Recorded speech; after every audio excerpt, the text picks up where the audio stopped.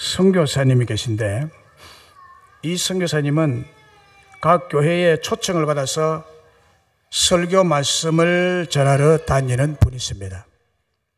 각 교회마다 가면 특색이 있고 또 분위기가 다소 차이점이 있지만은 한 가지 공통점을 발견했다고 했습니다.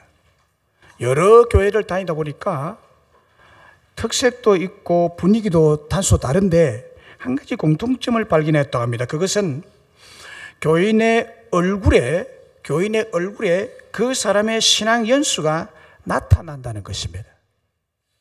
교회마다 교인의 얼굴을 보면서 인삼뿌리를 생각했다고 했는데, 예수님 때문에 행복해하고 얼굴에 미소가 가득하고 즐겁게 신앙생활하는 사람들 보면 이 선교사님이 생각하기를, 저 사람은 1, 2년근쯤 되겠구나. 그런데 얼굴이 약간 어둡고 칙칙하고 근심의 주름이 보이면 저분은 7년근쯤 되겠구나. 남자니까 아마 안수 집사님 좀 되겠다, 이렇게 생각한답니다. 그리고 얼굴이 더 어둡고 더 칙칙하고 근심의 주름이 더 많이 있고 예배 중간중간에 하품을 하고 간혹 한숨까지 쉬고 눈을 감거나 혹은 눈을 내리뜨고 있는 자를 보면 저분은 적어도 3, 40년근쯤 되겠구나. 남자니까 장로인가 보다, 여자이니까 권사님인가 보다 라는 생각이 든다고 합니다. 이렇게 생각한 김용희 선교사님의 짐작은 99% 적중한다고 합니다. 충격을 받은 선교사님은 깊이 고민을 하게 되었다고 합니다. 예수님을 오래오래 믿으면 더 밝고 더 기쁘고 더 좋고 주름이 패이고 이래야 되는데 왜 그럴까? 무엇이 문제일까? 그가 내린 결론은 십자가 복음 진리가 거짓이든지 아니면 그 사람의 믿음이 거짓이든지 둘 중에 하나라는 것입니다. 저도 이 말에 동의를 합니다. 대부분 예수 믿은 지 1년, 2년 된 신자들에게는 기쁨과 즐거움과 행복이 있는데 신앙의 연수가 거듭될수록 심령이 어두워지고 행복이 사라지고 좌절과 근심의 주름만 늘어나고 첫사랑을 찾을 수가 없어져 버린다는 것입니다. 오늘날 한국교회 성도들의 가장 큰 문제는 신앙을 행복으로 체험하지 못하고 믿음이 행복과 연계되지 않고 신앙 자체가 큰 부담으로 다가오고 말씀을 순종하며 산다는 것이 힘들어지고 교회 생활이 무거운 짐이 되고 심지어 헌신과 훈련의 필요성은 알지만은 그것이 고역으로 다가오는 것이 문제라는 것입니다.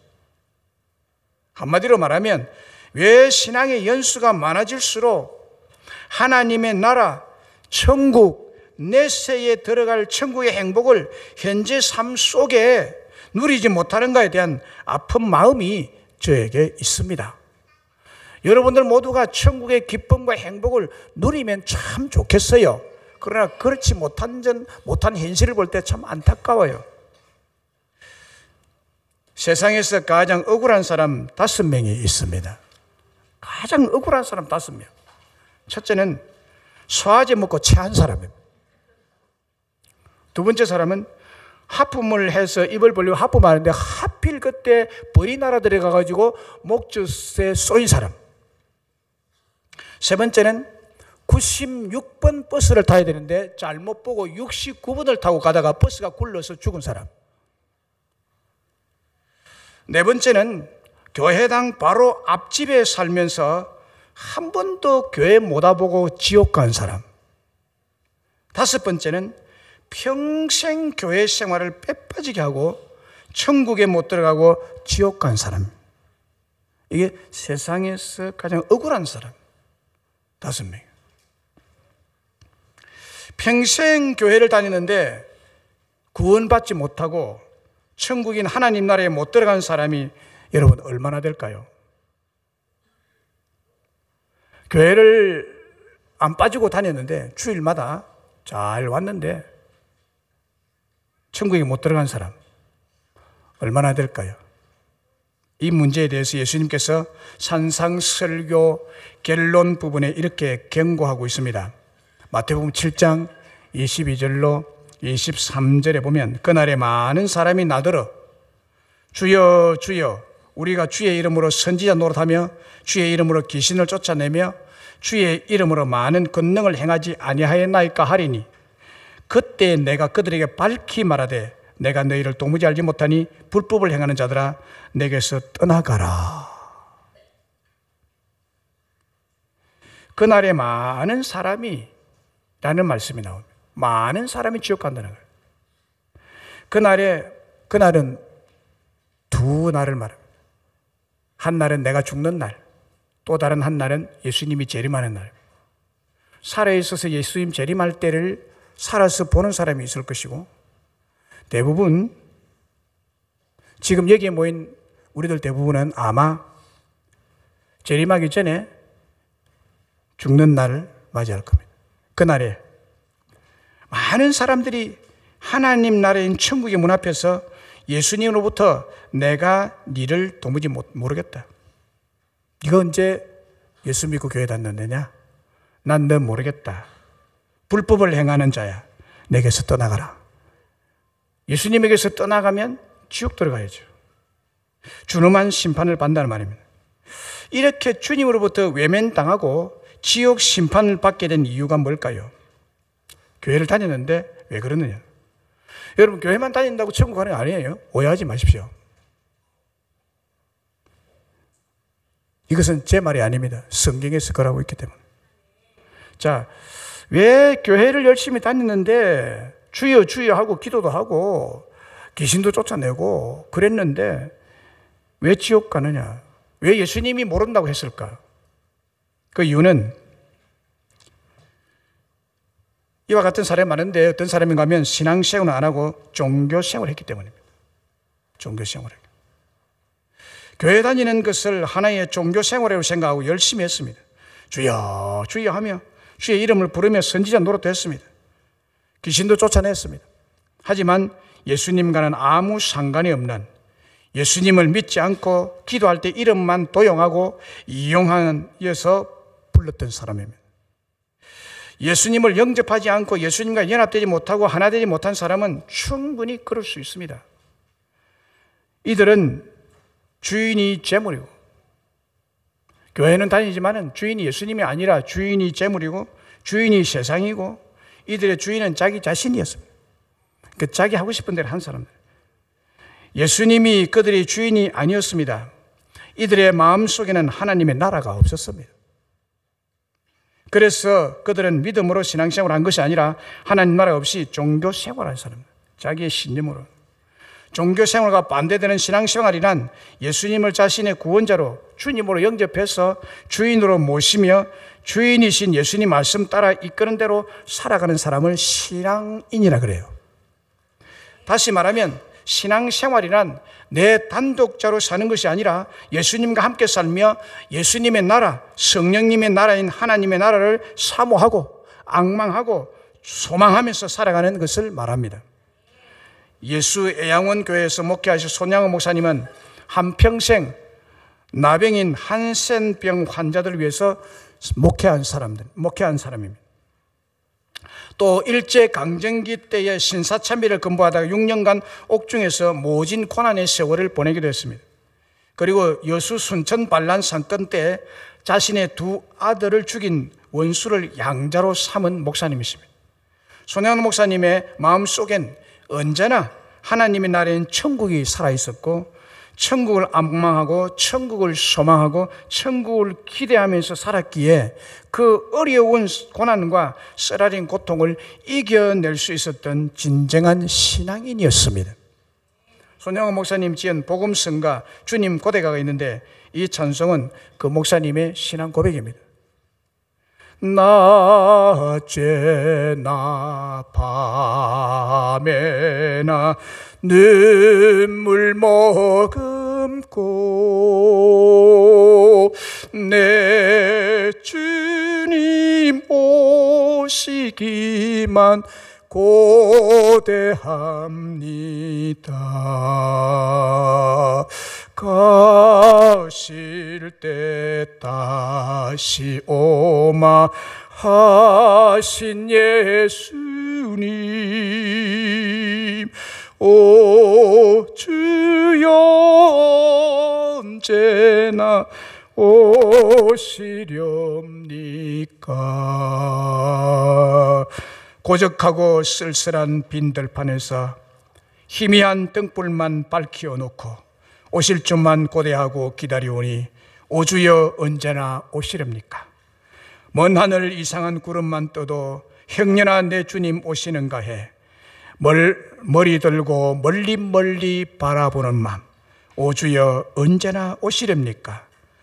내 주님 자비한 손을 붙잡고 멸류관 벗어들고 찬송 부르면 주님 계신 그곳에 가고 싶어요. 오 주여 언제나 오시렵니까?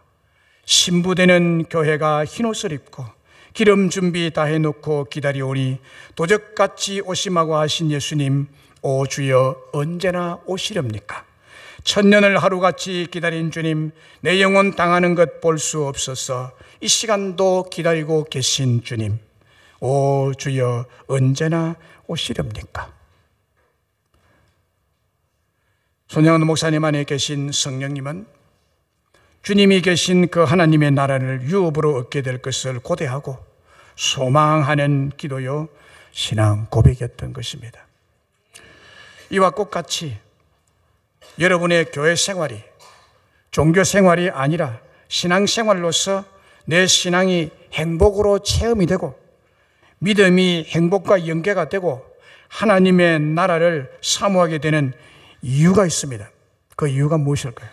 그것은 성령님은 우리에게 하나님의 나라를 유업으로 주셨기 때문입니다.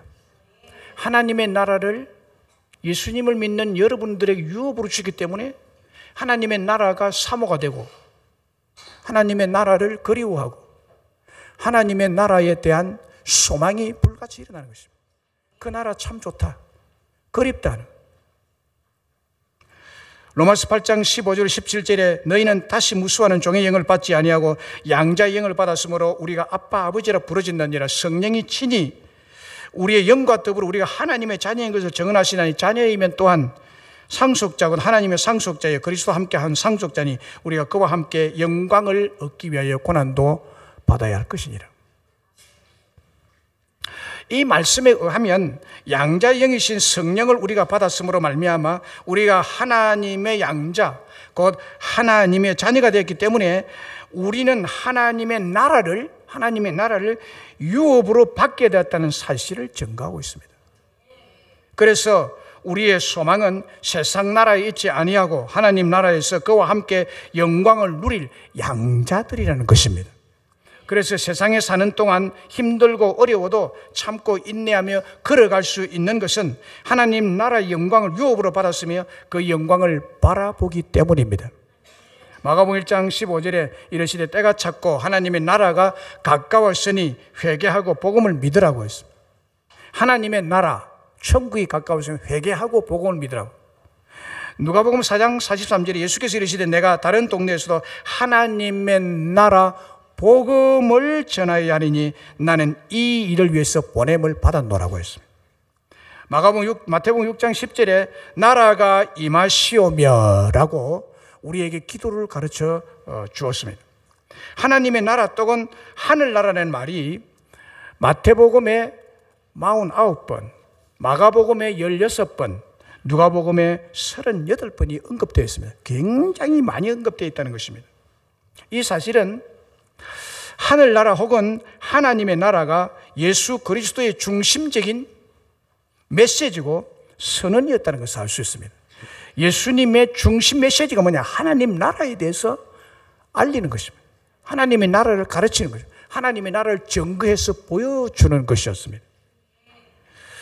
하나님의 나라는 예수님이 왕으로 통치하는 곳이기 때문에 악이 존재하지 않고 고통이 존재하지 않으며 성령님께서 하늘 나라를 운행하시는 분이시기 때문에 사랑과 거룩한 영광만이 존재하는 곳입니다.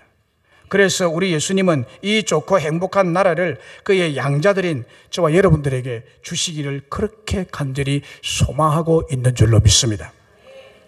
20세기에 기독교에서 가장 독창적인 사상가인 C.S. 루이스라는 분이 계십니다. 이분이 이렇게 말했습니다. 기독교에 대해서. 기독교에서 하나님은 정적인 존재가 아니라 동적인 존재, 고동치는 활동, 생명, 거의 드라마와 같습니다. 나를 불경하다고 생각하지 않는다면 하나님은 거의 일종의 댄스와 같습니다. 라고 했습니다.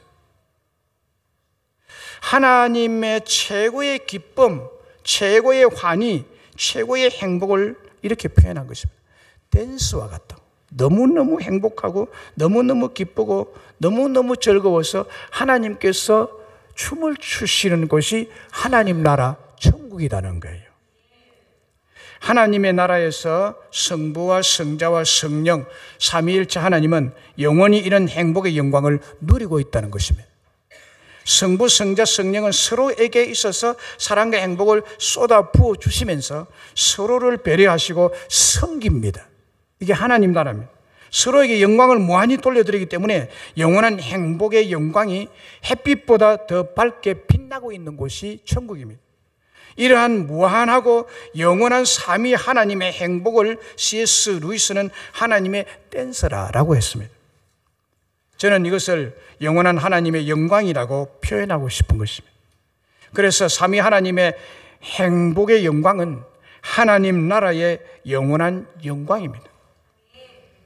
이것은 하나님 나라에서 삼위 하나님의 서로 간의 친밀한 사랑의 관계에서 체험되는 행복의 영광입니다. 삼위 하나님은 너무나 친밀한 사랑의 관계 때문에 서로 승림 받으려고 하는 것이 아니라 서로 성부는 성자를, 성자는 성령을, 성령은 성부를 이렇게 서로 사랑으로 섬기는 그 영광스러움이 가득한 곳이 천국입니다. 넷째 천국인 하나님의 나라가 무슨 재미가 있고 무슨 행복이 있을까? 하나님 나라에서 삼위 하나님은 심심하지 않으실까? 우리가 앞으로 영원한 넷째 천국인 하나님 나라에 가면 건태로워지고 실정이 나고 그래서 또 이보다 더 좋은 곳이 없을까라고 찾아다니지는 않을까? 라고 의심하는 분이 있고 염려하는 분 계십니까? 결코 그렇지 않습니다. 하나님의 나라는 항상 영원히 변하지 않고 시들지 않고 영화롭고 즐겁고 행복한 잔치가 현재 진행형으로 이루어지는 곳입니다. 그래서 천국은 현재밖에 없어요. 우리가 사는 지금은 현재는 없습니다. 과거와 미래만 있을 뿐입니다. 지금 계속 과거로 가고 있는 거예요. 미래가 과거로 바뀝니다. 미래가 과거로, 미래가 과거로. 현재는 없어요. 그러나 천국은 영원한 현재입니다. 우리의 머리로는, 인간의 머리로는 시간 개념을 이해를 못합니다. 천국은 영원한 현재, C.S. 루이스의 말을 빌리면 영원한 댄스가 있는 곳, 춤이 있는 곳, 행복이 있는 곳이 하나님의 나라입니다. 마태복음 17장에 보면 예수님께서 베드로와 야고보와 그의 형제 요한을 데리고 베드로, 야고보, 요한을 데리고 높은 산에 따라 올라가서 기도하실 때 갑자기 예수님의 얼굴이 바뀌었습니다. 변모되셨습니다. 모습이 바뀌었습니다. 얼굴이 해같이 빛나고 입은 옷이 강채가 나는데 세상에서 빨래를 하면 그렇게 희게 할 수 없을 정도로 옷이 환하게 빛이 났어요. 옷에 때가 묻고 먼지가 묻고 예수님의 옷도 그랬는데 그 산에서는 갑자기 옷이 환하게 강채가 나고 너무나 영광스러운 옷으로 바뀌어버렸습니다. 그리고 그때 모세와 엘리야가 예수님과 함께 대화하는 모습을 제자들이 보게 됐습니다. 바로 그것이 천국의 하나의 장면, 하나의 커트로서 보여준 순간이었습니다. 하나님의 나라의 행복한 모습을 세 제자가 잠시 보게 됐습니다. 그 모습이 너무나 너무나 찬란하고 너무나 영광스럽고 행복했던지 베드로가 예수님이 이렇게 말했습니다. 주여, 우리가 여기에 있는 것이 참 좋사오니 여기 바로 천국이 임재한 이곳에 우리가 있기를 원합니다. 만일 주께서 원하시면 내가 여기에 초막새에 설지 때 하나는 주님을 위해서, 하나는 모세를 위해서, 하나는 엘리야를 위해서 초막을 내가 짓겠습니다. 우리 그런 필요 없습니다. 너무너무 좋기 때문에 그렇게 하기를 원합니다 라고 말을 했습니다. 왜 이런 말을 했는가 하면 예수님과 함께 있다는 것이 세상에서는 볼 수 없는 천국, 하나님 나라를 잠깐 맛보게 되었기 때문입니다. 그래서 실제 하나님 나라는 얼마나 좋겠느냐는, 그 체험이 너무너무 황홀하고 아름답고 행복한 것이어서 그곳에서 계속 머물고 싶고 그곳에서 계속 살고 싶은 마음이 간절했기 때문에 주여, 우리가 여기 있으면 좋겠습니다라고 간절하게 소망했던 것입니다. 작년에 독일에 있는 딸을 만나러 프랑크푸르트행 비행기를 탔습니다. 기내 모니터가 뜨는데 비행 정보를 보니까 현재 비행 고도는 11,582m, 비행 속도는 시속 922km, 또 1000km 이렇게 나갑니다. 비행기 속도가 어마어마한 속도로 날아가고 어마어마한 고도로 날아갑니다. 지상에서는 보이지 않는 대단한 높이고 대단한 속도죠. 그리고 비행기 외기 온도, 바깥 온도가 표시가 되는데 영하 58도. 이 정도면 우리 살이 공기에 닿으면 바로 얼어버립니다. 바로 얼음이 되어버립니다. 무서운 온도입니다. 그러나 비행기 안에는 편안히 잠을 잘 수 있는 적절한 온도와 차와 음료를 얼마든지 마실 수가 있었습니다. 혹 영화도 볼 수 있고 책도 읽을 수 있고 사무도 볼 수 있고 정다운 대화도 나눌 수가 있습니다. 비행기 안과 밖은 너무나도 다르다는 느낌을 받았습니다. 비행기 안에 있는 현재 나의 환경과 비행기 밖의 환경은 비교하면 천국의 행복과 지옥의 고통과 같은 것으로 비유할 수 있습니다. 날아가는 비행기 안에서 누리는 행복은 바로 하나님 나라 안에서 성령님 안에서 누리는 행복이라고 비유할 수가 있습니다. 그러면 우리가 하나님 나라에서 누리는 행복은 어떤 것입니까? 오늘 본문에 보니까 성령님은 우리에게 하나님 나라의 의와 평강과 희락을 누릴 수 있게 해주신다고 했습니다. 하나님 나라는 먹는 것과 마시는 것이 아니요 오직 성령 안에 있는 의와 평강과 희락이라고 했습니다. 하나님의 나라 안에만 진정한 의와 평강과 희락이 있다는 것입니다. 오늘 본문은 14장 전체에서 참된 그리스도인의 자유로운 삶에 대해서 야기된 본질적인 문제에 해답을 주고 있는 말씀입니다. 그러니까 천국, 하나님의 나라의 본질은 먹고 마시는 것이 아니라는 것입니다. 그런데 당시 로마에 있는 그리스도인들에게는 먹는 문제가 중요한 삶의 문제였을 뿐만 아니라 또한 먹는 문제가 큰 시험거리가 되었던 것입니다. 왜냐하면 당시 로마 사회에서는 황제 우상 신에게 제사를 드렸는데 거기에 사용된 제물을 시장에다가 내다 팔았습니다. 제물로서 사용된 음식들이었으니까 그것을 시장에다 내다 팔면 헐값으로 팔렸습니다. 헐값으로 파는 거예요. 제물은 헐값으로 팔렸습니다. 그러니까 다른 음식 값보다도 싸니까 가난한 사람들이 쉽게 그것을 사 먹었습니다. 제사 음식을 사 먹었어요.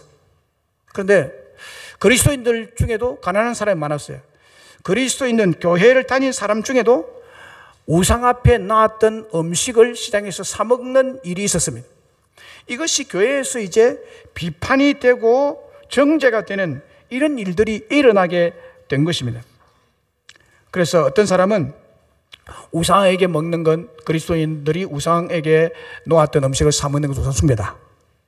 또 어떤 사람은 반대로 고기와 음식은 단지 고기와 음식일 뿐이다.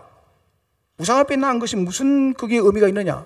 다 같이 하나님이 주신 음식이 아니냐? 그래서 자신의 믿음으로 자유롭게 먹을 수가 있다. 이래가지고 먹을 수 없다, 먹을 수 있다, 먹을 수 없다, 먹을 수 있다 이래가지고 막 싸우고 다툼이 나요. 이게 문제가 됐습니다.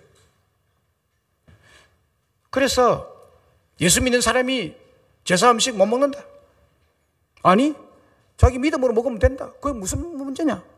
하나님이 주신 음식 아니냐다. 생선이 하나님의 음식 주신 거고 나물이 다 하나님이 주신 거고 이거 먹으면 된다고 해가지고 서로 상대방을 비판하고 판단하고 비난하는 일이 교회에서 일어나게 됐는데, 그 결과로 15절의 말씀대로 보면 15절의 말씀을 보면은요, 만일 음식으로 말미암아 네 형제가 근심하게 되면 이는 네가 사랑으로 행하지 아니함이라. 그리스도께서 대신하여 죽으신 형제를 네 음식으로 망하게 하지 말라.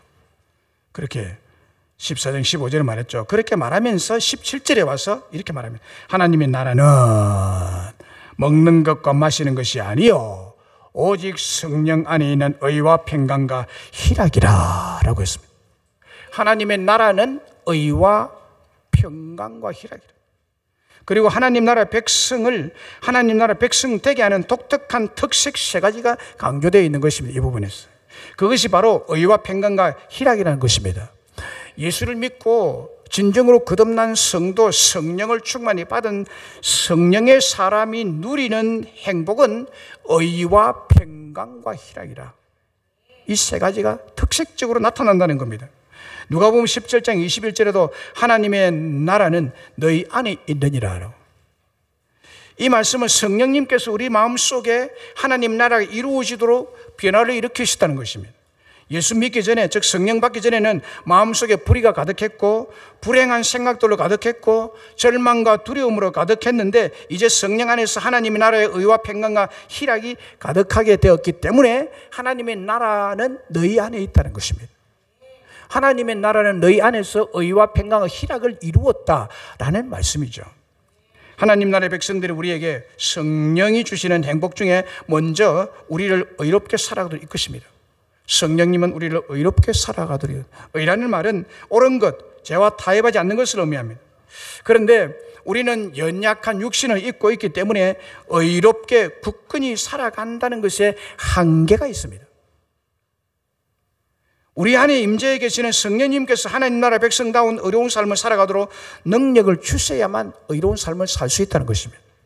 우리 그리스도인들이 하나님 나라에 소속되어 있지만 의롭게 사는 것, 죄를 짓지 않는 것, 죄를 이기는 것은 자신의 힘이나 자신의 노력이나 자신의 능력으로 불가능하지만 내 마음에 오신 성령님께서 능력을 주시면 죄 안 짓고 죄를 멀리하고 하나님의 영광을 위해서 살 수 있는 사람이 된다는 거예요.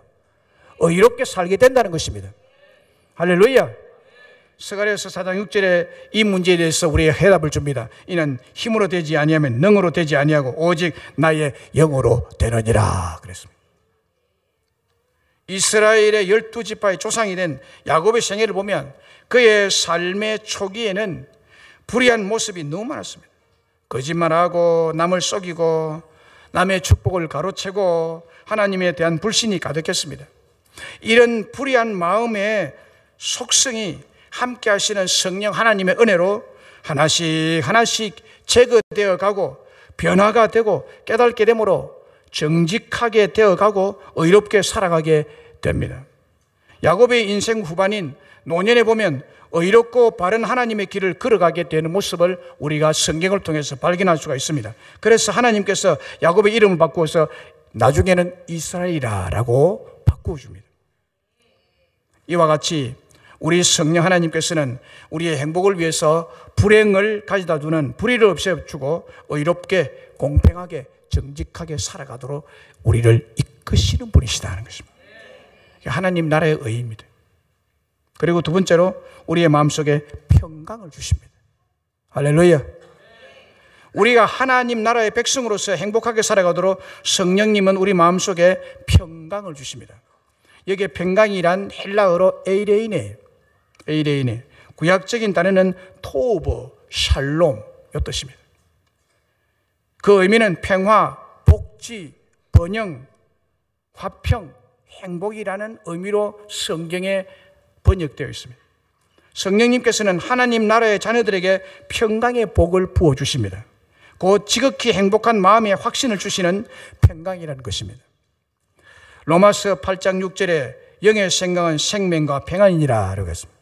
성령께서 주시는 생각은 생명과 행복이라는 말이죠. 성령님은 성도들에게 행복을 주십니다. 행복한 마음을 자, 참 내가 행복하다. 여러분 행복하십니까? 그러면 성령 받은 사람, 불행하다 생각하는 사람은 성령이 오지 않았기 때문에 세상적인 것이 가득 찼기 때문에 세상 근심이 그 마음을 사로잡고 있기 때문에 불행하다고 생각하는 것입니다. 그러나 불행과 행복은 간단합니다. 성령님이 내 속에 계시면 나는 행복한 자가 됩니다. 똑같은 환경이지만은 여러분 어느 것이 좋겠습니까? 똑같은 상황 속에서 불행을 느끼며 사는 것이 좋습니까? 행복을 느끼며 사는 것이 좋습니까?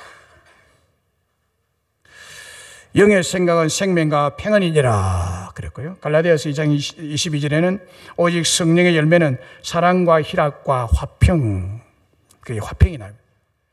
화평, 평화, 평강, 이게 다 에이레인의 행복이라는 단어입니다. 시편 29편 11절에도 여호와께서 자기 백성에게 힘을 주시며 여호와께서 자기 백성에게 평강의 복을 주시도다. 여기 평강은 구약성경이기 때문에 샬롬이라는 단어를 씁니다. 이걸 신약성경으로 바꾸면 에이레인입니다. 행복의 복을 주신다. 하나님은 자기 백성에게 행복을 주십니다, 여러분. 할렐루야. 하나님으로부터 오는 행복을 받아 누리시기를 간절히 바랍니다. 하나님의 행복을 주시는 분이세요. 행복을 주시는 분입니다. 우리 예수님께서도 이 행복의 복을 제자들에게 주었죠. 요한복음 14장 27절에 평안을 너희에게 끼치노니 나의 평안을 너희에게 주노라. 평안, 에이레인의 행복을 너희에게 끼치노니 나의 행복을 너희에게 주노라. 예수님이 주면 받으면 됩니다. 그러면 나에게 행복이 임합니다. 내가 행복한 인생을 살아갈 수가 있습니다. 요한복음 20장 19절에도 이날 곧 안식 후 첫날 저녁 때 제자들이 유대인들을 두려워하여 모인 곳에 문들을 닫았더니 예수께서 오사 가운데 서서 이르시되 너희에게 평강이 있을지어다. 이 말이 무슨 말인가 하면요, 예수님께서 십자가에 돌아가시고 제자들은 예수님처럼 붙잡혀서 똑같은 십자가 형벌을 받게 될까 봐 큰 공포에 사로잡힌 때입니다. 예수님 십자가에 돌아가시고 난 다음에 너무너무 두려웠어요. 예수님을 그렇게 죽인 거 보니까 예수님을 따른 제자들인 우리도 잡아서 저렇게 비참하게 매를 치고 십자가에 못 박아서 우리도 죽일 것이다. 그래서 숨어 다녔습니다. 지금 숨어서 제자들이 지금 모여서 문을 다 잠가, 문이 한두 개 아니잖아요. 앞문, 뒷문, 옆문 다 걸어 잠갔어요. 너무너무 두려워하죠. 그런데 예수님이 갑자기 쓱 들어오셨어요. 예수님께서 너희에게 가장 먼저 선포한 축복의 말씀이 평강이 있을지어다. 평강이 있을지. 그리고 또 그 요한복음 20장 22절에는 이 말씀을 하시고 그들을 향하여 숨을 내쉬며 이르시되 성령을 받아라. 성령 충만 받아야 하나님이 주시는 평강의 복이, 행복의 복이 그 속에 함께 역사하고 임재하기 때문입니다. 그래서 성령님은 우리에게 평강의 복, 행복의 복을 주시는 줄로 믿습니다. 세 번째로 우리 마음속에 희락을 주십니다. 우리가 하나님 나라의 백성으로서 행복하게 살아가도록 성령님은 마음속에 희락, 곧 기쁨을 줍니다. 여기 희락이라는 헬라어는 카라인데 기쁨, 즐거움, 조이를 뜻합니다. 특별히 이 희락이라는 것은 잃어버린 것, 상실된 것들을 다시 찾은 자의 희락, 다시 회복한 자의 기쁨, 그것을 나타낼 때 주로 사용하는 단어입니다. 우리들은 모두 하나님의 나라를 상실했고 잃어버렸던 사람들입니다. 그런데 성령님께서 우리에게 오셔서 잃어버리고 상실했던 하나님의 나라를 회복시켜 주시고 우리에게 하나님의 나라를 다시 찾게 해주심으로 우리 마음에 너무너무 기쁨과 너무너무 감사와 너무너무 큰 희락이 넘치도록 역사하셨다는 거예요. 그래서 그리스도인의 특징은 기쁨입니다. 그 마음의 기쁨, 앞에서 말한 평강, 행복이 가득한 자가 그리스도인의 특징이라는 거예요. 예수 믿는 자의 특징이 뭐냐? 의롭게 사는 것, 불의를 버리고 죄를 버리고 어렵게 사는 것, 그리고 행복해 하는 것입니다. 그리고 그 행복이 너무나 기쁨을 주는 거예요. 기쁘십니까? 기뻐하시기를 바랍니다. Rejoice in the Lord. 주 안에서 기뻐해라. 우리 마음에 희락이 없고 기쁨이 없다면 어떻게 될까요? 아무리 궁과 같은 집에 살아도 마음에 기쁨이 없다면 불행한 인생입니다. 기쁨이 없는 삶은 사막과 같은 인생, 희락과 기쁨이 없는 인생은 온갖 백마와 악마에 시달리게 됩니다. 그러나 아무리 힘들고 어렵고 탄식스러운 환경이라도 마음속에 내적인 기쁨이 있다면 그곳이 천국이죠. 마음속에 하나님의 나라가 임재해 있는 성도는 성령 안에서 기쁨과 희락의 축복이 있을 줄로 믿습니다. 시편 30편 11절에 주께서 나의 슬픔이 변하여 내게 춤이 되게 하시며 나의 베옷을 벗기고 기쁨으로 띠띠우셨나이다 라고 했습니다. 하나님이 보세요, 우리의 슬픔을 바꿔주십니다. 할렐루야. 나에게 슬픔을 바꿔서 춤이 되고 춤을 덩실덩실 출 수 있는 그런 복을 주시는, 나의 베옷은 상주가 입는 옷을 말합니다. 베옷을 벗겨내고 기쁨으로 띠띠우시는 분이시다. 우리 하나님은 이런 기쁨을 주시는 분이시라는 것입니다. 요한복음 15장 1절에 내 기쁨이 너희 안에 있어 너희 기쁨을 충만하게 하려 함이라고 했습니다. 내 기쁨, 즉 하나님 나라의 기쁨을 우리에게 충만하게 부어주시겠다는 변치 않는 주님의 약속을 말씀합니다. 세상이 주는 희락, 기쁨은 잘 될 때만 누리는 기쁨이고 현재 환경이나 자신이 처한 형편을 뛰어넘을 수 없는 그런 것들입니다. 타락된 희락이요 기쁨이기에 실패할 때, 병들 때, 넘어지고 어려움 찾아올 때는 상실되어 버리는 기쁨입니다. 그러나 성령님께서 하나님 나라 안에 있는 우리에게 주시는 희락은 세상의 희락과 다른 차원의 기쁨입니다. 어려운 환경 속에서도, 힘든 환경 속에서도, 열악한 환경 속에서도 누리는 하나님의 기쁨입니다. 이게 성령이 주시는 기쁨이에요. 내 삶의 상황과는 상관없이 내가 마음에 기쁨이 늘 있다는 겁니다. 내 마음에 행복이 늘 있다는 것입니다. 아무리 어렵고 힘들어도 불의를 통해서 내가 돈을 거머쥐려고 하지 않는다 이 말이에요. 사도 바울도 감옥 안에 갇혀서도 이런 고백을 했습니다. 나는 기뻐하고 기뻐하리라. 나는 기뻐하고 기뻐하리라는 것을 언제 고백했느냐. 너무 기쁜 일이 많아서 기뻐하라 기뻐하라 그런 말이 아니라 감옥에 있을 때 이 말을 한 것입니다. 그러면 우리가 오직 성령 안에 있는 의와 평강 희락을 누리고 나누며 살기 위해서는 우리가 해야 될 일이 뭘까요? 가장 먼저 해야 될 일은 하나님의 나라를 구해야 됩니다. 하나님의 나라를 구해야. 오늘 본문에 보면 하나님의 나라는 의와 희락과 평강이라 했습니다. 하나님의 나라는 성령 안에서 의와 평강과 희락이라고 했기 때문에 하나님의 나라에 의가 있고 하나님의 나라에 평강이 있고 하나님의 나라에 희락이 있으니까 제일 먼저 구해야 될 것이 뭡니까? 나의 행복을 위해서 하나님 나라를 구해야 된다. 그리고 마태복음 6장 33절에도 그렇게 말해서 그런즉 너희는 먼저 그의 나라와 그의 의를 구하라. 그러면 이 모든 것을 너희에게 더하시리라. 네. 여러분에게 모든 필요한 것들, 사업에 필요한 것, 생활에 필요한 것, 자식에게 필요한 것, 여러분 필요한 것 있죠? 그 필요한 것을 정말 내가 공급받으면 참 좋겠죠? 네. 그러려면 뭐 해야 되느냐? 그의 나라를 구해라는 것입니다. 그의 나라를 찾으라는 것입니다. 이 땅에 살아가는 그리스도인들이 가장 먼저 추구해야 할 것, 최고의 인생 목적, 가장 핵심적인 삶의 철학은 하나님의 나라와 그의 의를 추구하는 삶이라는 것입니다. 특별히 그의 나라는 성령의 나라라는 것입니다. 성령의 나라를 구하라는, 성령의 나라고 성령님이 통치하는 나라를 구하라고 한 것은 성령님의 충만함을 구하라는 것입니다. 에베소서 5장 18절에 명령했죠. 술 취하지 말라 이런 방탕한 것이니 오직 성령의 충만을 받으라는 것입니다. 마귀와 악령과 귀신은 사람들에게 역사에서 술을 마시게 만듭니다. 술을 마시게 만듭니다. 술을 취하게 만듭니다. 술을 마셔서 취하게 만듭니다. 술 취하지 말라 했죠. 술 마시지 말라는 말은 어디 있느냐 이렇게 말하는데 술이 취하는 것이 여러분 술 마셔야 취하는 거죠. 그리고 술 마시면 취하는 것입니다. 술 취하지 말라는 것은 술 마시지 말라는 말과 똑같은 말이에요. 술 마시는 사람이 술 안 취하고 그만두는 법이 없습니다, 여러분. 취할 때까지 마시면 돼요. 경험자는 지금 아멘하고 있습니다. 술의 통치 아래 놓이는 것입니다. 술 취하면 술의 통치 아래 놓여요. 방탕으로 사망으로 끌고 갑니다. 여러분. 분명한 것입니다.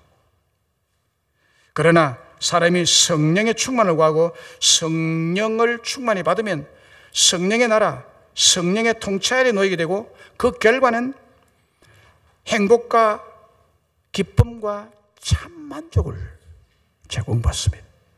성령의 통치 아래 있으면 참 만족, 참 행복. 그러나 술 통치 아래 놓이면 방탕하고 멸망입니다. 멸망입니다. 우리가 성령님의 충만함, 성령님의 통치에 들어가기 위해서는 그 천국의 축복을 받기 위해서는 우리의 어떤 노력도, 어떤 희생도, 어떤 대가도 최고의 가치 있는 것입니다. 최고의 가치는 천국의 축복을 받기 위한 어떤 노력도 가능하다는 거예요. 지옥불에 들어가게 만드는 술 취하는 습성과 범죄의 손과 발을 잘라버리는, 눈을 빼버리고 희생을 치루어서라도 영원한 불행의 불못에 들어가서는 안 된다는 것입니다. 성령의 나라에 들어가고 성령님의 뜻을 실천하기 위해서 희생은 아무리 큰 것일지라도 결코 지나친 것이 아닙니다. 마가복음 9장 43절에 보면 만일 네 손이 너를 범죄하게 하거든 찍어버리라. 장애인으로 영생에 들어가는 것이 두 손을 가지고 지옥 꺼지지 않는 불에 들어가는 것보다 나으니라고 했습니다. 마가복음 9장 47절에도 만일 네 눈이 너를 범죄하게 하거든 눈을 빼버리라. 한 눈으로 하나님 나라에 들어가는 것이 두 눈을 다 가지고 지옥불에 들어가는 것보다 나으니라고 했습니다. 맞는 말이죠. 이 말씀은 지옥곧 꺼지지 않는 불타는 곳이 있다는 것이고 내세에 영생이 있는 곳, 의와 평강, 희락이 있는 천국, 성령님의 나라가 있다는 것을 말씀하는 것입니다.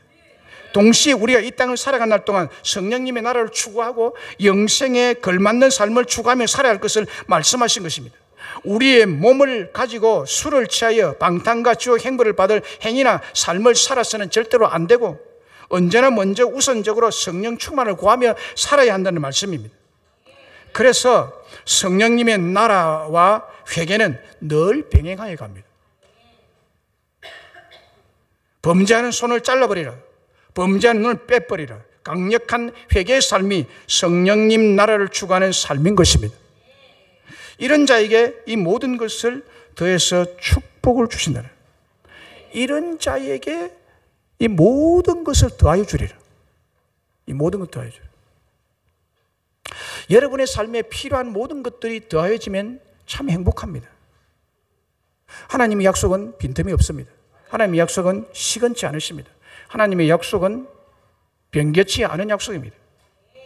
모든 걸 더하여 주신다면 더하여 주시는 분이십니다. 할렐루야. 뭐 여러분들이 빼빠지게 노력하면서 살려고 하지 마세요. 하나님의 나라, 성령의 나라, 성령 충만을 구하십시오. 그러면 이 모든 것을 더해 주신다고 약속했는데요. 뭐 때문에 하나님 믿고 있습니까? 왜 오늘 이 자리에 나오셨습니까? 우리는 이런 행복을 추구하기 위해서 나온 줄로 믿습니다. 종교 회귀로 나왔습니까? 종교인 되지 마십시오. 신앙인 되시기를 바랍니다. 말씀을 했습니다. 세상에서 가장 억울한 사람, 네 번째, 다섯 번째, 교회 바로 문 앞에 교회를 두고 교회도 한 번도 못 나오고 지옥 간 사람, 참 억울하죠. 교회가 없는 지역에 살았다면 또 모르지만, 그리고 교회 평생 교회를 떠나들었는데 지옥 간 사람, 이처럼 억울한 사람이 없습니다. 그런데 교회를 다니고 지옥 갈 사람이 많다는 것입니다. 혹시 여러분이 그 사람이 아닌가 생각하면 소름 끼치는 일입니다. 생각해 보셨습니까? 혹시 나도 이러다가 지옥 갈 사람이 아닌가라고. 여러분 스스로의 믿음에 대한 의심해 보셨습니까? 내 이 믿음 가지고 내가 천국 가겠는가 생각해 보셨습니까? 성령이 여러분 심령에 계십니까? 가장 불쌍하고 억울한 사람이 될지 누가 압니까? 성령을 구하십시오. 하나님의 나라를 구하십시오. 무슨 취미로 교회를 좀 안다고 좀 안다. 저는 좀 안다는 게 안다고 생각 안 합니다. 모르니까 그런 말 하겠죠. 비판하고 비난하고. 네. 성경을 안다? 뭘 안다고 그렇게 하겠어요? 마귀에게 끌려다니지 마십시오. 성령께 의존하고 성령의 감동을 따라 살아가시기를 간절히 바랍니다. 그러려면 여러분 기도 많이 하셔야 됩니다. 기도 많이 하시고 성령 충만한 사람이 하나님 나라를 유업으로 받는다고 했으니 이 땅을 살아가는 동안에 하나님이 주시는 의, 하나님이 주시는 평강, 하나님이 주시는 희락으로 살려면 마귀의 나라를 추구하지 마시고 악령을 따르지 마시고 성령의 통치를 받으시고 기도에 더욱 힘쓰시고 말씀 듣고 배우며 순종함으로 성령의 충만함을 받아야 될 줄로 믿습니다. 그리하여 천국을 누리고 하나님의 나라의 의와 평강과 희락을 누리고 행복한 삶을 살아가는 여러분 모두가 되시기를 주의 이름으로 축복합니다.